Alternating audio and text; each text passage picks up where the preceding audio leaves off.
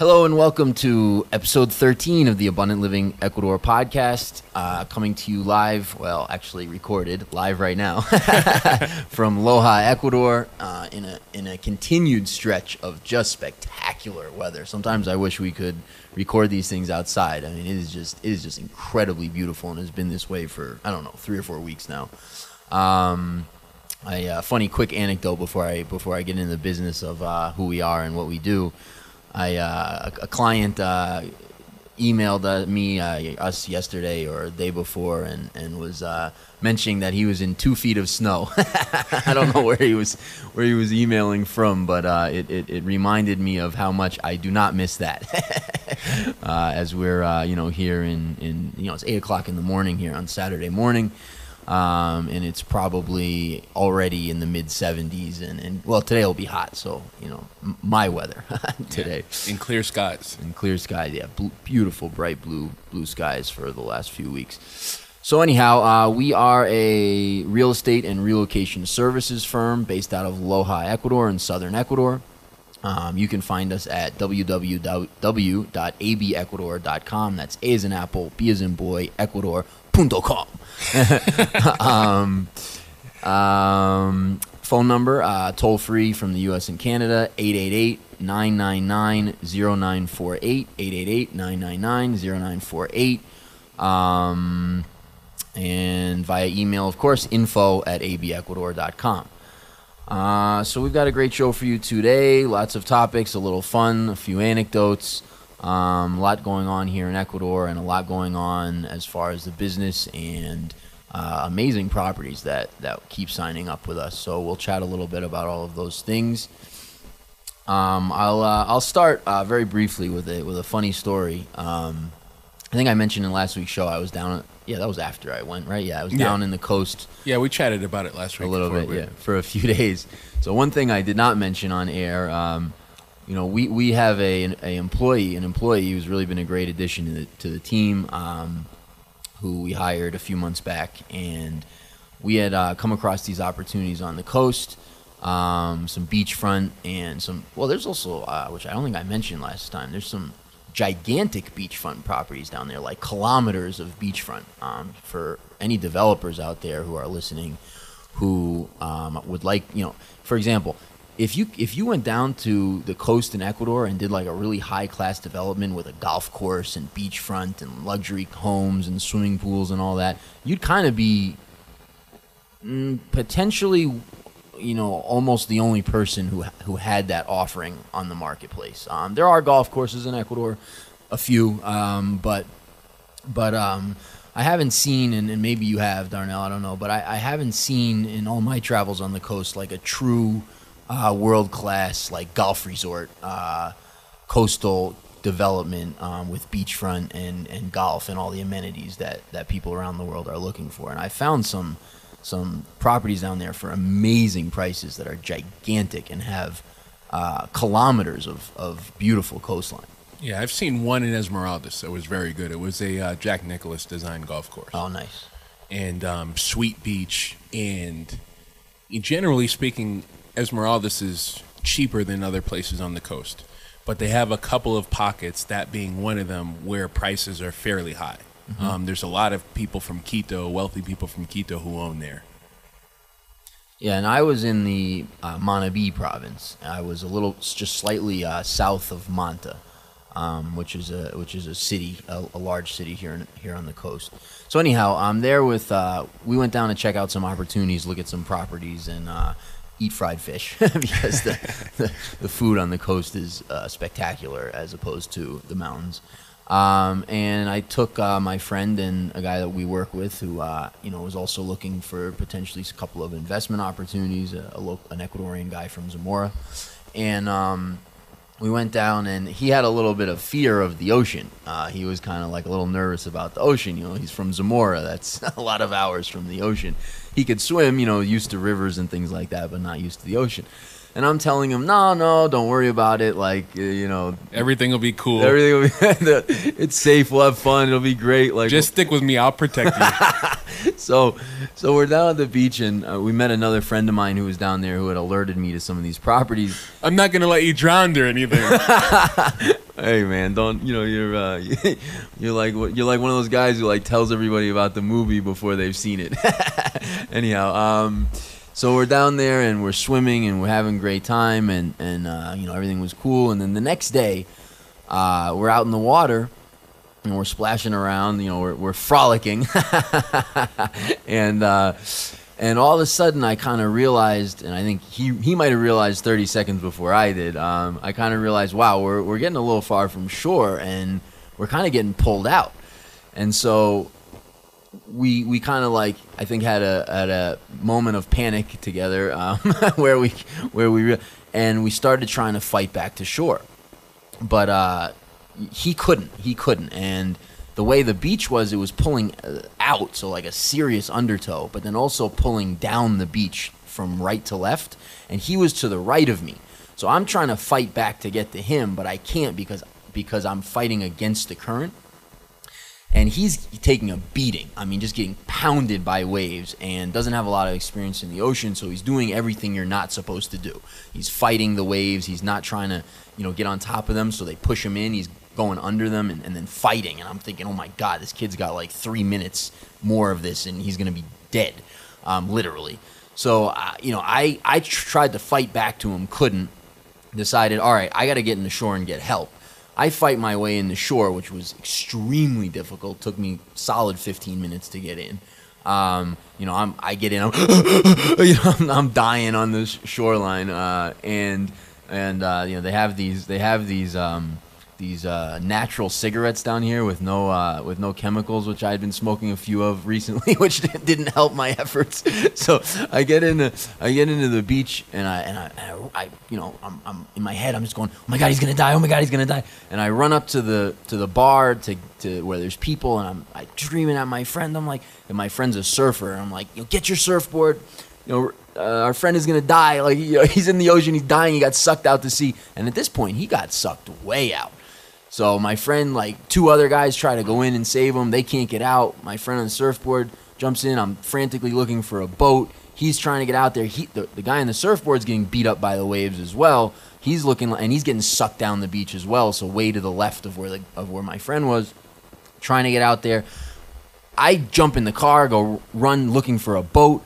So I didn't see what happened after that. I get back in a boat like, I don't know, 45 minutes later. It was hard to find one. When we finally found one. The motor wasn't on. We had, we're on with the boat's on logs. We're rolling it into the water, strapping the motor on. But my friend on the surfboard saved him eventually, and I had a very emotional and wet, coughing up water friend who literally almost died. So that was also, would have been all your fault. Jesus, I mean, that's all I could think about. I'm like, this kid dies, like, I'm never gonna be able to like not feel guilty. Like, I'm gonna feel guilty for 30 years. Like, I'm gonna die feeling guilty about this. No, don't worry about it. Yeah, like you might have incurred some karma on that one. Like. Yeah. No. So, and then of course, now we're safe on the beach, and everyone's telling us like, oh yeah, there's really strong undertow. Like, you gotta be careful. Like, people die here. Oh, thanks, guys. Thanks. Yeah. Thanks for letting me know. Monday morning quarterbacks. Like. Yeah. Right. So, anyways, Darnell, let me hand this off to you for a few minutes. I know you had some good stuff you wanted to talk about in relation to properties and the business and a few other things. So let me hand it off to you, and then hear about those things. Yeah, sure. Well, first, property that we have had on the market for a good while now. That we recently brought down in price. Sent a property alert about it last week, if I'm not mistaken. It's a 121-acre finca out in Tambo, which is next to Catamayo, which is the second largest city in the province, and where the Loja Airport is, about 45 minutes away. The property is about 20 to 25 minutes away from the airport. We had been listing it for just under $200,000. The price has now been reduced to $149,000, and it's just an incredible deal for what it is. For lots of people here are looking for properties in Vilcabamba, and it's just got a very similar climate, maybe a touch warmer, but very similar. This property now, the owners had made several investments and then cut the price because Interest wasn't very high on it. And I just think it's an incredible deal. They added another water source higher up on the property, so it's really terraced. When you drive in, the upper property limit is one of the largest flat areas on the property. Then it's really terraced. You go down, there's some steep parts, plenty of flat parts throughout to build. You know, I just love the climate out there. And now what they've done is they've added a road. They didn't used to have road access. So that not only is there a road that gets you to the property, but that goes through about 60% down the property. Again, flat areas throughout, lots of trees. There's actually a couple of chirimoya trees out there as well, too, that I didn't know about. So hold on, just a quick. I always get confused about this. So there's guanabana Right. and chirimoya. Right. Which one is noni? Noni is different. Noni looks kind of like a cactus. It's like a miniature version of a guanabana. No, one of them. All right. Yeah. We'll address this next week. Anyhow, sorry. Yeah. So what else does it have on the property? Oh, and the other thing that they've done that was another new thing that they had done is they had they've created some areas of cultivation now where they're cultivating beans and corn that grow really well in the area. So more water for irrigation. It still has the spring. Lots of flat areas, even more than I remember. And some of them have been cleared now, some for cultivating, and some just for, you know, just because they decided to clear it. So it's just, they've invested a lot more money, they've improved the property, and they've lowered the price. Yeah, that's one of these distressed properties. That's one of these properties where the price is really good because there's a banknote involved. So that's one of these properties we've been talking about on the podcast the last few weeks, or last few episodes, I should say, where people have taken out. There's been a big credit expansion. People have taken out loans, and now they're in situations where the economy's kind of soft and they're having trouble repaying them, and they're high interest. So there's a lot of opportunities that way here. Now that property is one of them. Right. Absolutely. You're right. So soursop is what I was, which I thought was the same as noni. But so soursop, which cures cancer, is that guanabana or is that chirimoya? No, that's guanabana. Oh, that's guanabana. Okay, great. Because guanabana, just FYI for those, there's these fruits down here, guanabana and chirimoya, which look almost identical. Like this guy's explaining to me the differences on the way they look. I'm like, yeah, okay, it's the same fruit. Like he's like, well, this is the one's a little longer and this one's a little rounder. Like, right, exactly. Yeah, and that's it. Yeah, guanabana is like longer. Chirimoya is more heart shaped, almost. But it's the guanabana that's soursop. Exactly. Okay. So yeah, if you Google soursop cure cancer, you'll see what we're talking about. Anyhow, yeah, beautiful property, Tombo. Yeah. And yeah, it's also that water is pure. That water that they're piping in comes out of the mountain, so it's untreated. You've got a lot of untreated pure water out there. So for drinking or irrigation or whatever you're doing, you're not bringing any chemicals on your land, and yeah, great price. Right. And the reason why I was out there is we have a couple of clients in town who are looking at farms in which to do meat production. So they want to graze the animals there, do dairy and meat. And what they would do is, so the guy has experience in this. He's done it in Mexico. And he gave me a little bit of background on that business that I hadn't really thought of, and I think is just interesting from a conceptual point of view for people who are listening to the podcast who are looking for different businesses. And what he told me was this: no matter where you are in the world, the inputs for grazing animals are the same. So there's not a whole lot of there's not a whole lot of variability in your inputs. It's really just a matter of keeping costs down. And if you can keep your costs down, then your profitability will, your margins will be good. And so he was attracted to Ecuador because, in addition to, running the business, he really was looking for quality. He's Mexican national from, born and raised in Mexico. Your wife is from the States? Or? His wife is German. German, okay. German, but moved to the States in her 30s. Been in the States for, 20 plus years or so. So and they actually live in San Miguel, which is a really nice area in Mexico, very touristy area. And obviously Mexico is very beautiful, but it has a as he described it to me, it's got a vibe where you're kind of you live there, you grow up there, things are a little tenuous, you're a little on edge. People get kidnapped, right, and killed in the street and all that other stuff, right. And so he was looking for that work-life balance, I guess, for lack of a better term. And that's what really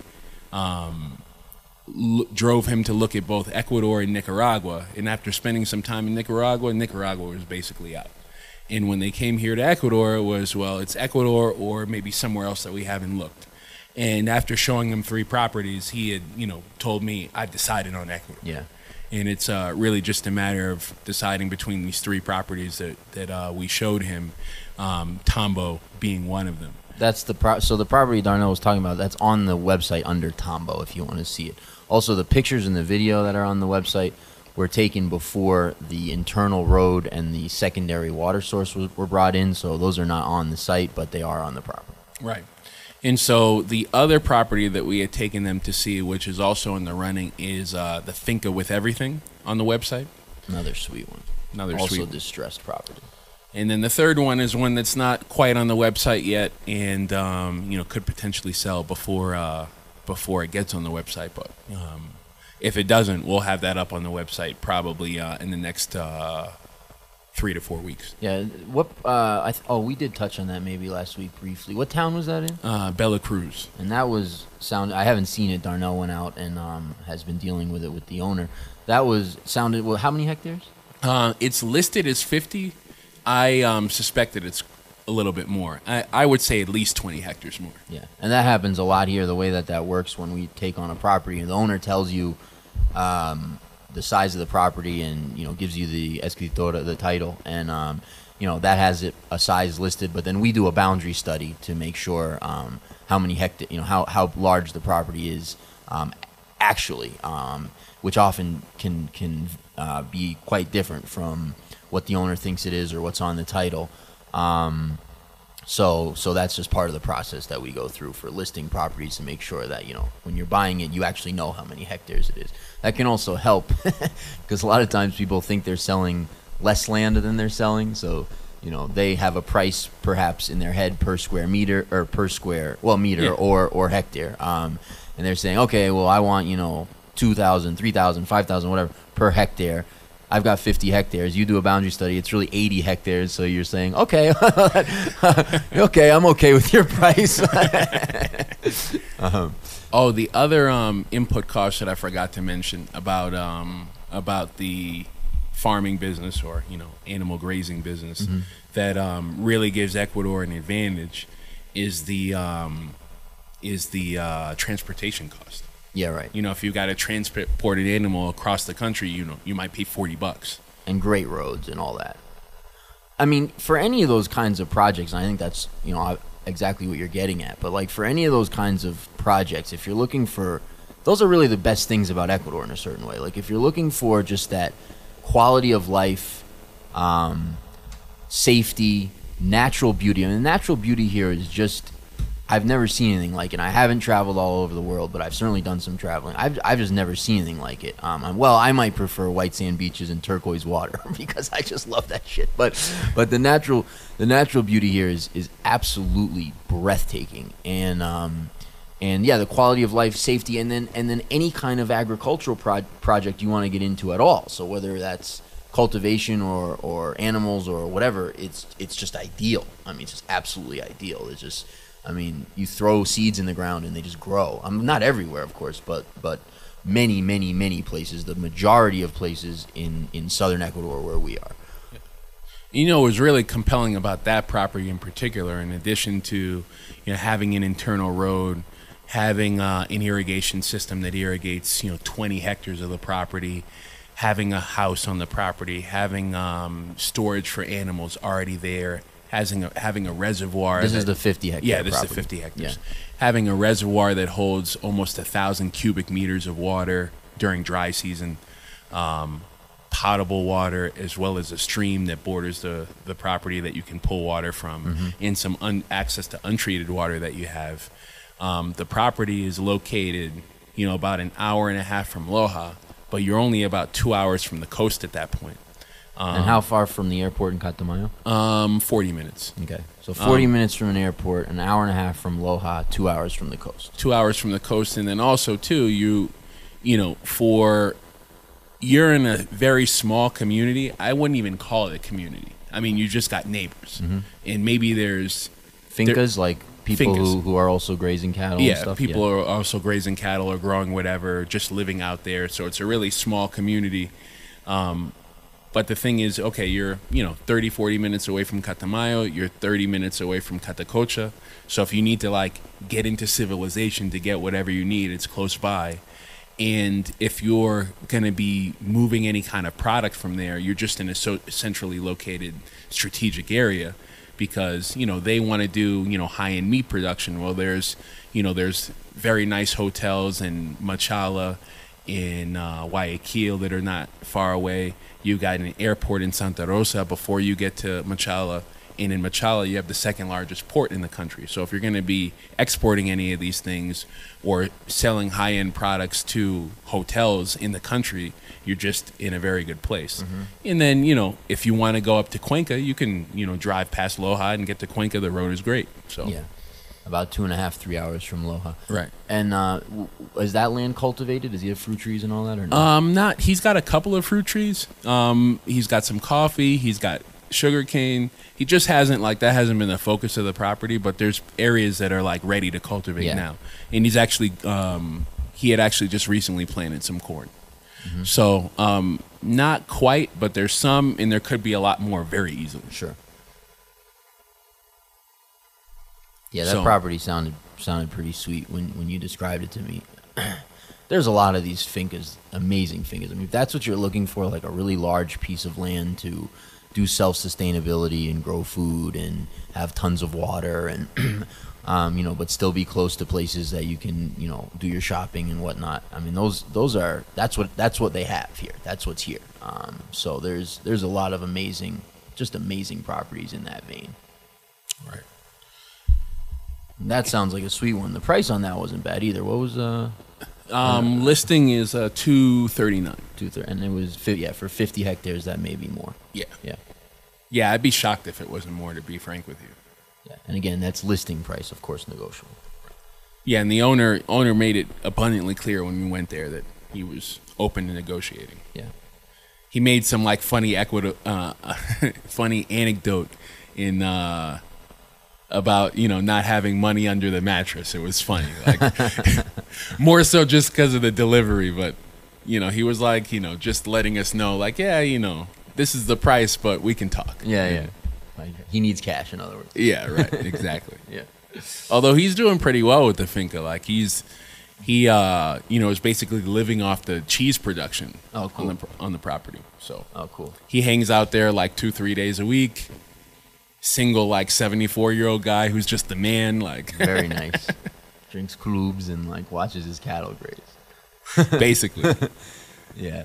And by the way, this is also a phenomenal area for milk, for cheese. People in Yangana is known for it. Gonzanama is known for it. Saraguro is known for it. Loja is not necessarily known for it, but there's tons of cheese production here as well. All of those areas I just mentioned are within an hour and change of Loja. So that's a big part of business, if you want to call it that. Unpasteurized too. Yeah, it's really just cheese and salt. Yeah, I mean, it's a different kind of cheese. It's not necessarily the cheese you'd be used to coming from the States. I'm not crazy about a lot of it, but in terms of the quality of the milk, it's spectacular. So you could do any kind of cheese you wanted. It's almost it has the consistency of like a solid cottage cheese or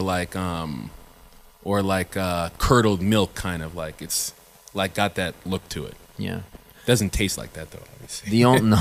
The only experience I had with cheese that is from Venezuela and the Dominican Republic. I know they eat cheese like that.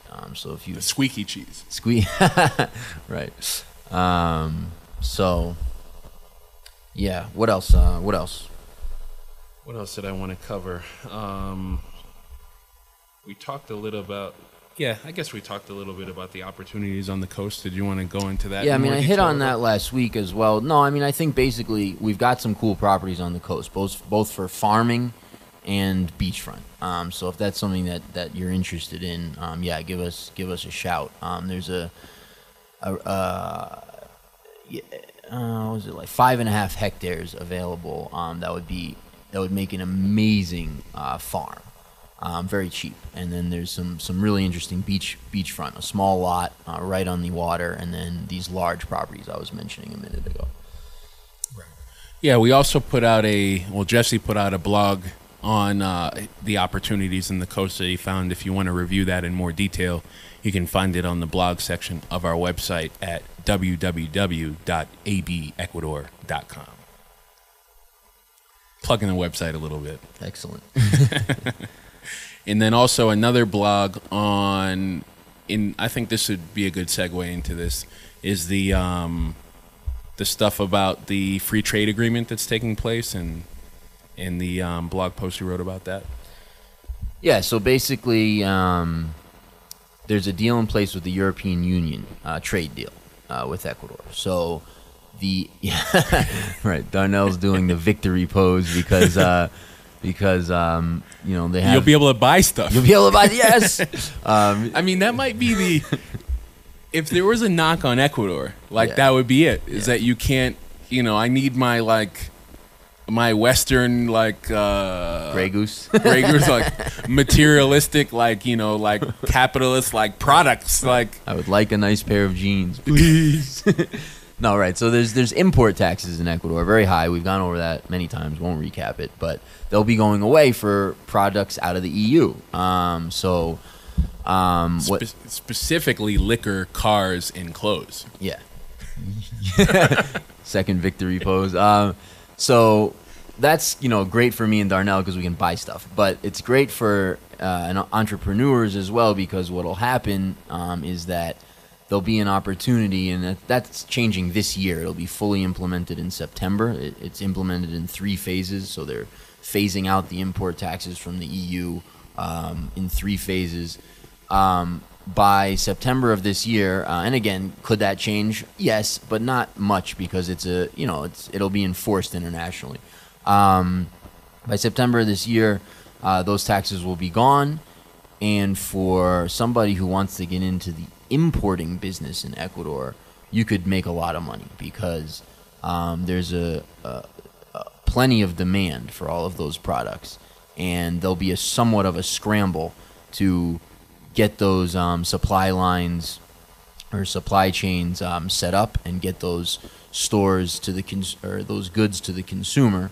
And for people who are kind of first movers in that and do it well, you'll be opening your doors to what I would describe as will be kind of an insatiable demand for European goods that have never been available at those prices before, or not before, but in many years. Right.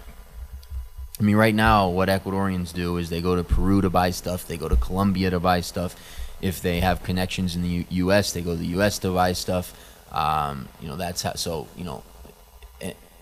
and of course, that has hurt the importers. They've put a lot of importers out of business. Yes, the joys of government, and that'll be changing. So that'll be a great business to get into. It's something I'm interested in as well.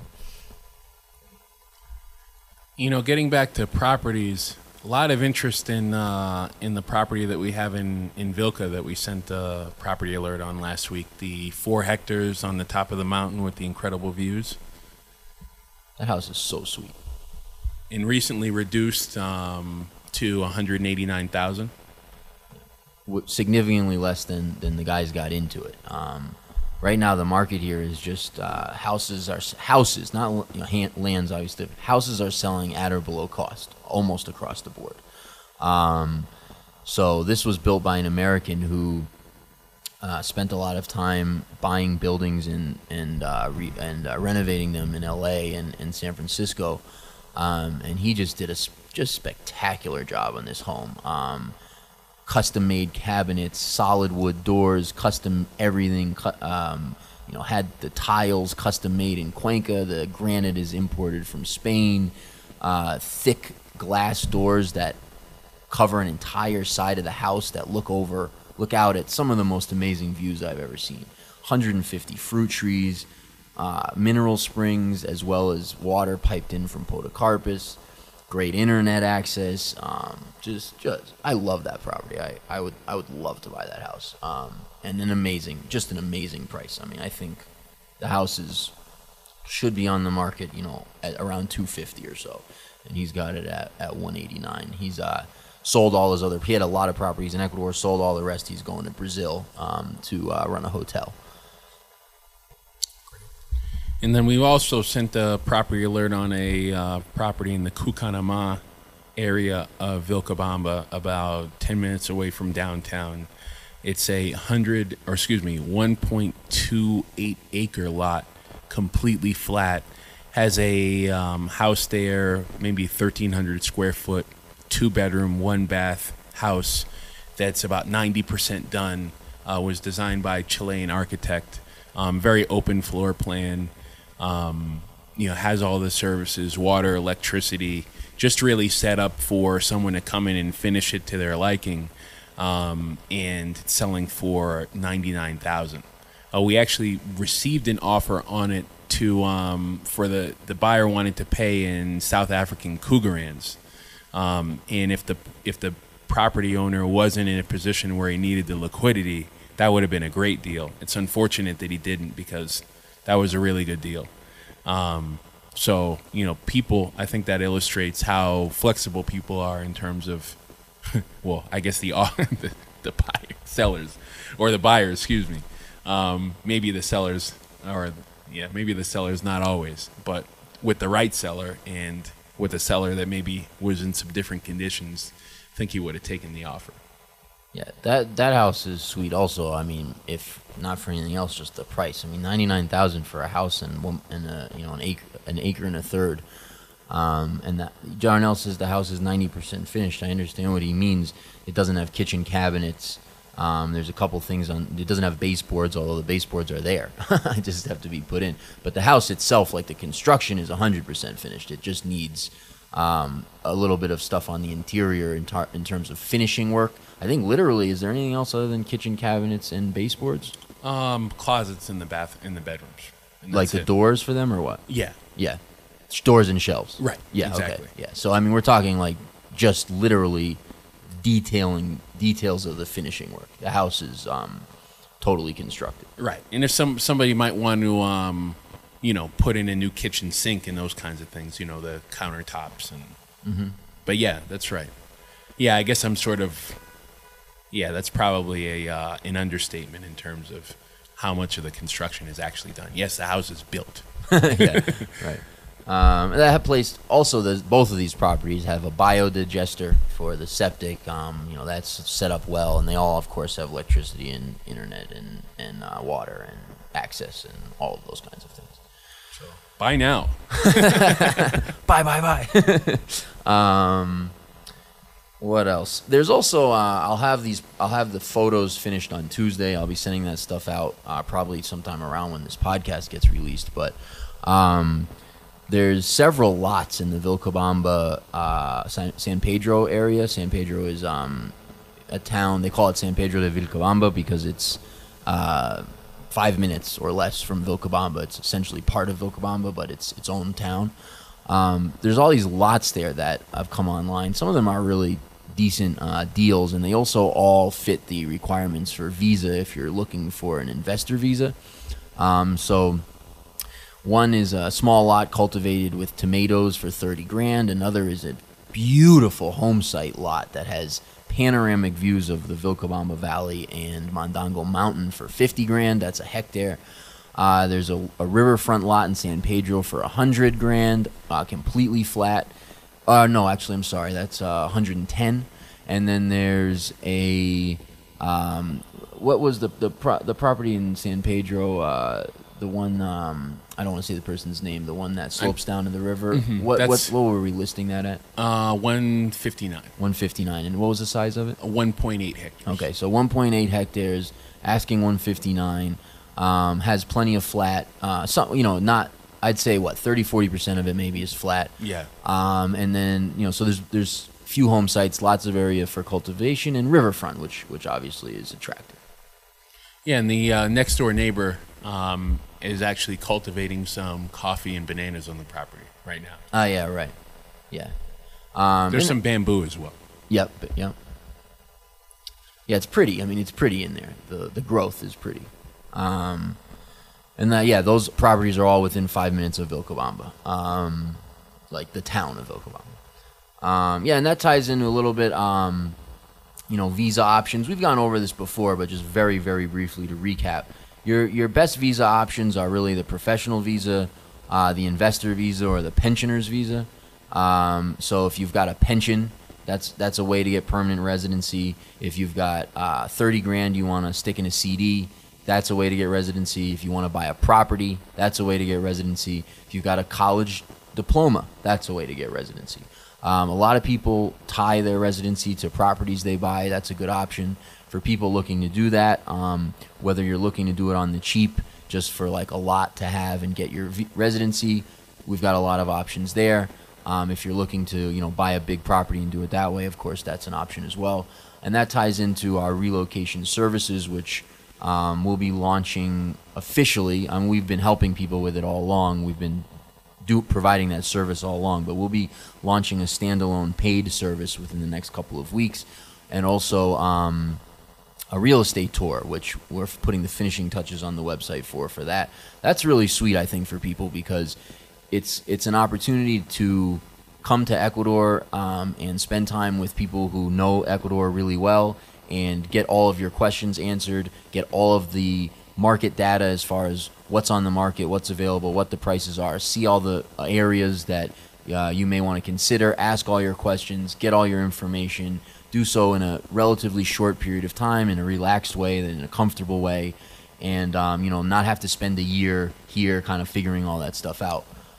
So we'll be launching that as well, and of course sending out emails for that. I can say with 90% certainty by the end of next week.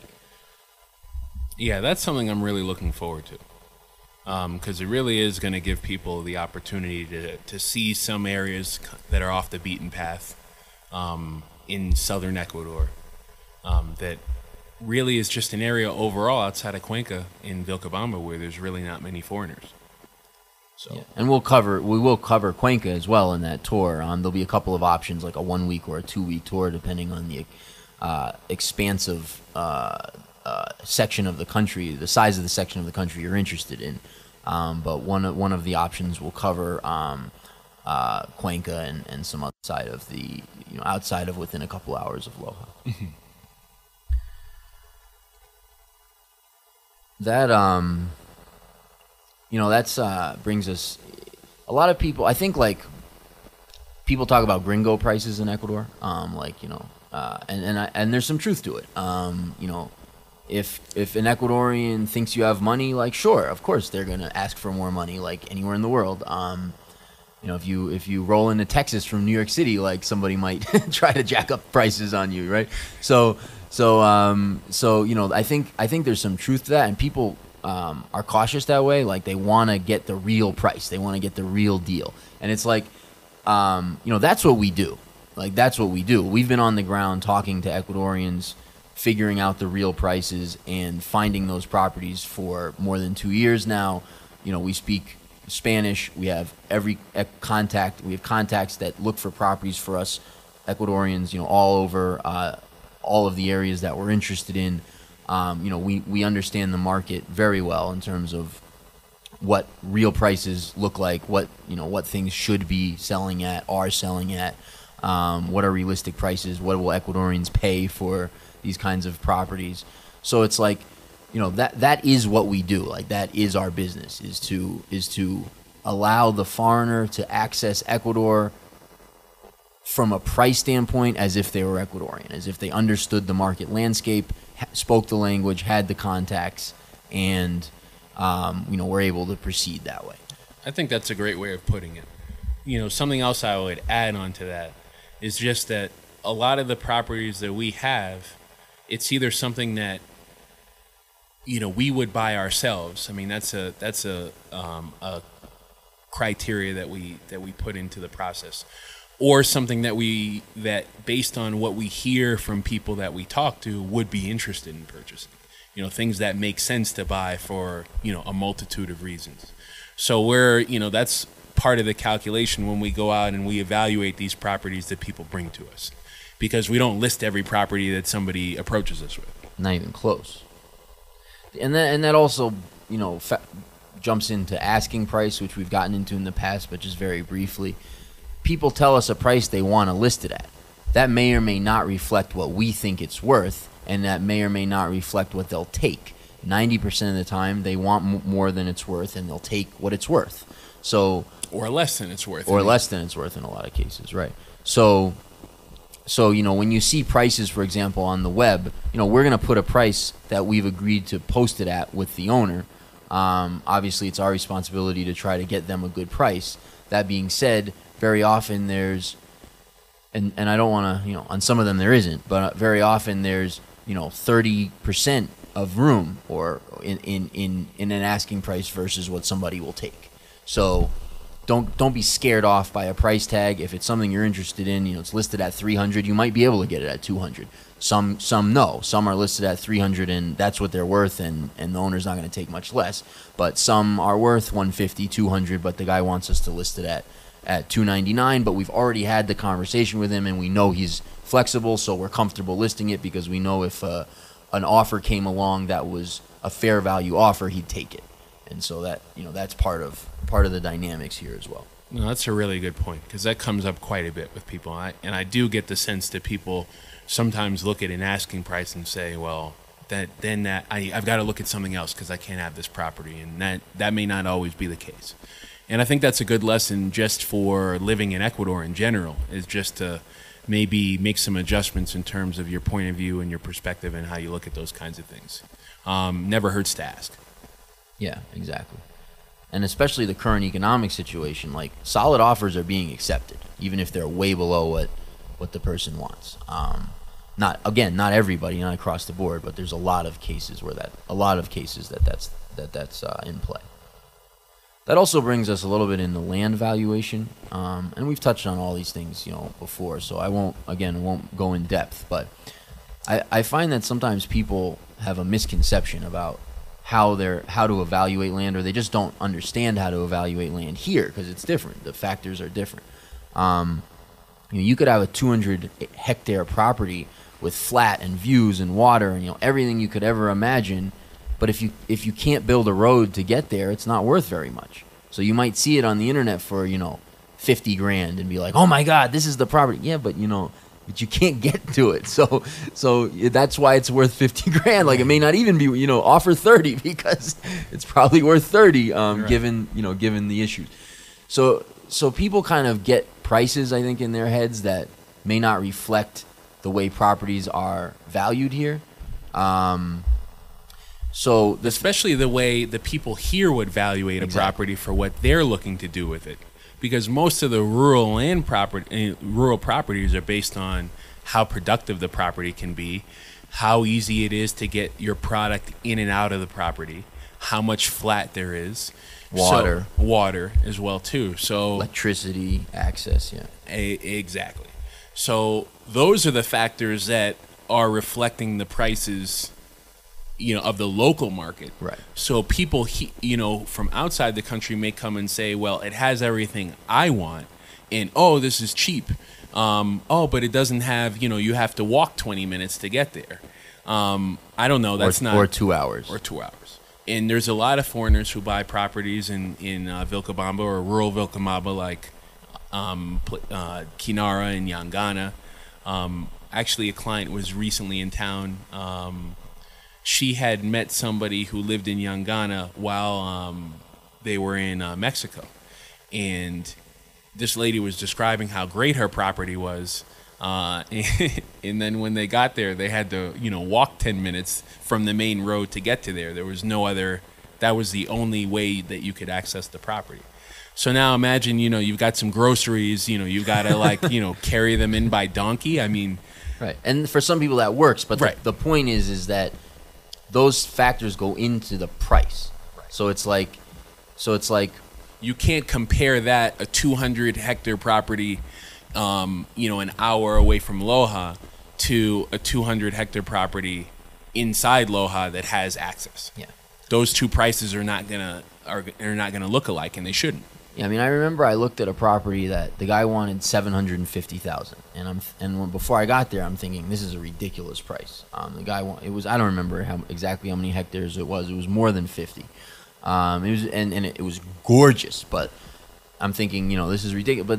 But then I'm, as I'm doing my valuation process, I realized he had it priced exactly right. So he's got, again, would he take 600? Yeah, probably. But I mean, the 750 asking price was right. So I ran the math. Because it was almost all flat, almost all usable land, great pasture land, great climb, great everything, great access, great, lights, everything. So I put in, I did my math, $5,000 a hectare. It had a beautiful house on it. I don't remember what number I put on the house, maybe 150 for the house. Then it had all these facilities for cattle and pigs and all these other things, including automatic electronic milk pumping machines for the cattle, and quite a bit of investment in infrastructure. So that had a price tag on it. Then he was selling it with all the cattle. It was some of the best looking cattle I'd ever seen. So I put that price in, and the number I ended up coming up with after I finished was $750,000. So I left going, he's got it priced very right. But if you're coming in as a foreigner and you don't understand how those valuations go in, that the prices here may not make sense to you. And so that's obviously another thing we're here to help with, in terms of helping you evaluate what kind of offer you'd want to make based on what the land is actually worth in the market. Because there absolutely are cases where Ecuadorians will see a foreign face and they know they know no Ecuadorian would pay more than $50,000 for their property, and they say 150. So we're here to keep you out of those situations as well, because we know what the land is worth here in Ecuador. And that's another that piggybacks into like a cautionary tale about the for sale by owner thing, that foreigners come in. And I actually have a great anecdote about this in Yangana as well too. So this was I won't mention any names here, but so there was a property that was on sale in Yangana for I want to say like, it was like a good price. It was like maybe 500 a hectare or something like that. Oh wow! And the people were going through an agent. The agent only spoke English, but had a had an Ecuadorian partner. Oh yeah, I know this property. Yeah, go ahead. So, the guy goes in there and he's like, he's telling them the price. Hey, this is a good property. If you guys are interested in this is a good price. It sounds like you guys are interested, we should buy this property. And they were like super suspicious of him, and they were like, no, we're going to do this ourselves. So they go, backdoor him, go negotiate directly with the owner. This was initially when the guy had told them the price. They had not interacted with the owner. Somehow they found the owner. They ended up buying that same property for $1,200 a square hectare. Yeah. Because they saw a foreign face and just told them a number, and they don't know how to evaluate the price, and so there you go. Yeah, I mean, the other thing that people do here, that traditionally in real estate in Ecuador, the way that it's been sold is twofold. One, obviously people just sell to each other, completely local, word of mouth. Then the other way is there's, quote, real estate agents, and I say quote, you'll understand what I'm saying in a minute. By quote, that means, they obviously have some other profession, but they are aware of all the properties in the area. Well, what do? They try, the owner tells them, okay, I've got this property, I want $50,000 for it. Okay, great. And they say, you take the rest. So then what the agent does is he tries to make the price as high as possible, because he's receiving all the money between the $50,000 and whatever it sells at. So if he sells it for $250,000, he just made 200 G's. And that's been the way, not every agent, but 9 out of 10 agents here in the part of Ecuador we work that way.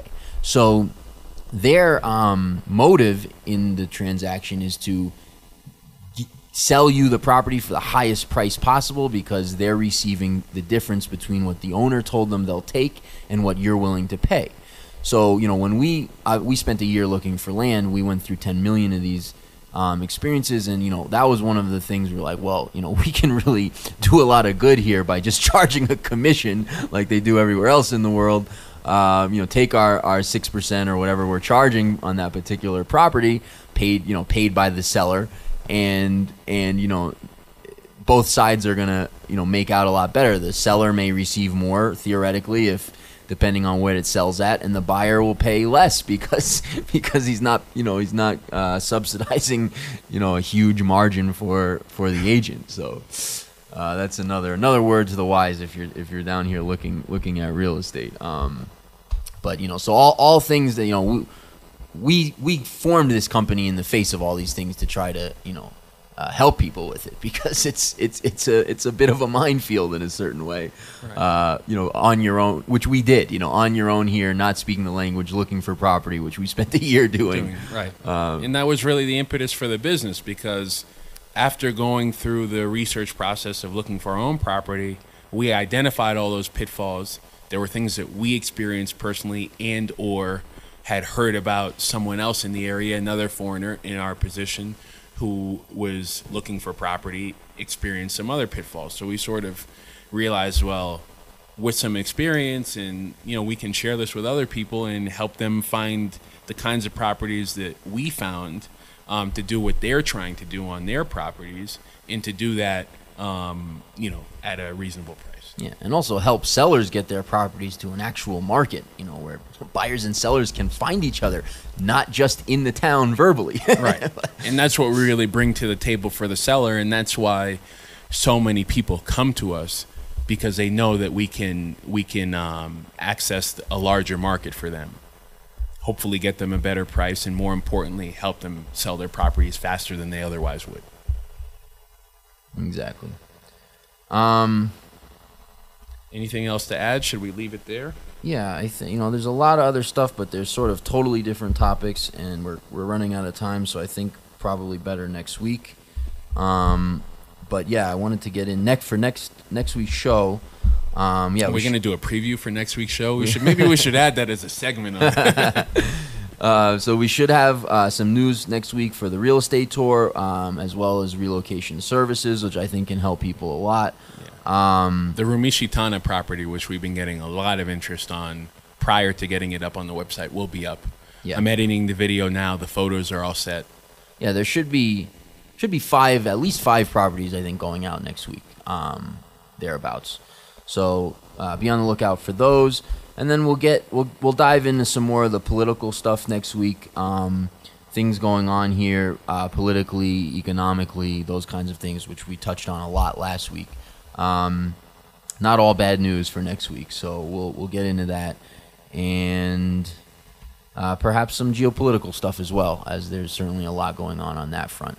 But yeah, great time to move to Ecuador, secure your food and water supply, and enjoy life, because you know, this is a great place to do it. I mean, we've certainly found that, as have a lot of others, and you know, we'd love to help you accomplish what you're trying to do, because we enjoy successful outcomes. So yeah, we'll leave it there. Good.